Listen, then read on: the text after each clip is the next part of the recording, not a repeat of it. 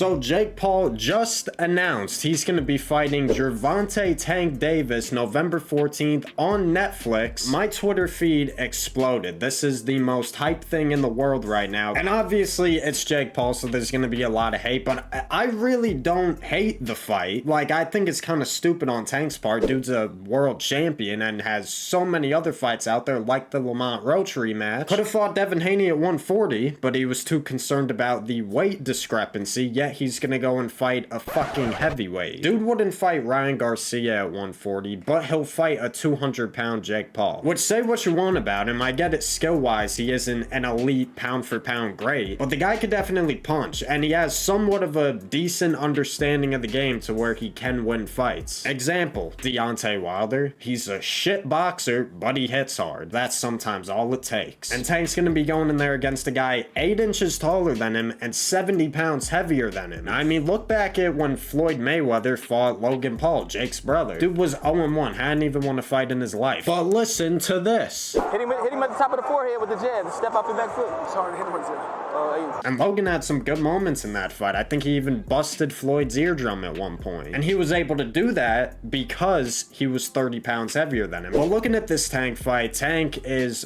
30 years old, still very well in his prime. He's a very patient fighter. He's not very offensive. He might be the one guy in boxing that throws the least amount of punches, but when he throws, he's very accurate. The problem is with someone like Jake, I feel like you're gonna have to turn up the volume. Against a big guy like that, you're gonna want to wear him down to where your punches start to add more of an effect later on. It's kind of like Usyk with his opponents. Like him coming up from the cruiserweight division, he doesn't have that one punch power that a lot of these bigger heavyweights have. So he has to build over the course of the fight to where in round 9, 10, 11, these guys are so tired from his pressure. And I feel like that's what Tank's gonna have to do, but it's gonna be risky. He's gonna have to get on the inside, take some shots coming in. I don't look at Tank as a Floyd, you know, with such crisp and sharp defense, especially with a guy like Jake who's going to be so much bigger than him.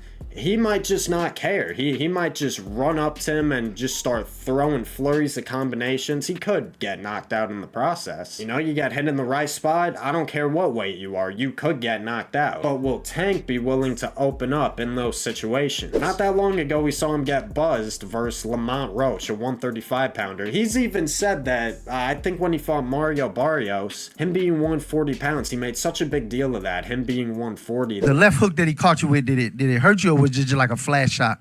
No, he hit me in the back of my head. That stung a little bit, but that's why I was nervous. Like he's 140, so I wasn't trying to get caught too clean. I definitely was nervous the whole night because I didn't know if I catch him, would I hurt him, or if he catch me, will he hurt me? You know, I was going up 2 weight classes, so my mind was Floyd was telling me to press him, but I'm like, I don't know, like I don't want to get caught, you know. So I laid back the whole fight. And it just makes me wonder, like, why is he taking this fight? Does he think Jake is just that below him? Because if he does, then I think he's screwed. You don't underestimate someone 70 pounds heavier than you, because let's say there is a situation where you are in danger and need to clinch. How is Tank gonna outmuscle Jake? And with this being an exhibition, you really don't know. This could easily be a cash grab for Tank. He might not give a shit if he wins or loses. For Jake, I think he cares. I mean, he already has so much money. I think he's looking to knock this guy out and further prove that he is legit, which, I mean, even if he does beat him, people are gonna question its authenticity. So yeah, I think Jake wins. I think this is nothing more than a cash grab from Tank, and there's nothing wrong with that, but I think Jake is 100% determined to beat this guy in any way possible. Again, I don't see a stoppage or even a knockdown in this one. Maybe he'll have like some good moments where you think Tank's hurt, but realistically it's nothing too serious. I mean, think about it. Tank, he's more of a counter puncher. Jake being so much bigger, if I'm him, I'm just using my reach all night. I'm measuring, I'm keeping the distance, or I'm saying fucking and just putting the guard up, walking him down. What could Tank do? Just hit me on the sides? I'm 70 pounds bigger. And if Jake does that and just starts wailing on him, what's Tank gonna do? Risk opening up and getting caught? If anything, he's just gonna move around, defend himself. It's an exhibition. I think his best bet is Jake gassing out by round 5, because we're only going 10, so he won't have the extra 2 to put work in. I think Tank's gonna have to start fast, and I don't doubt he's sparred with heavyweights. He's been been doing this since he was 7. He's gonna have a lot of experience, and I don't doubt he's gonna show levels and make Jake maybe at points look like an idiot. But there are weight classes for a reason,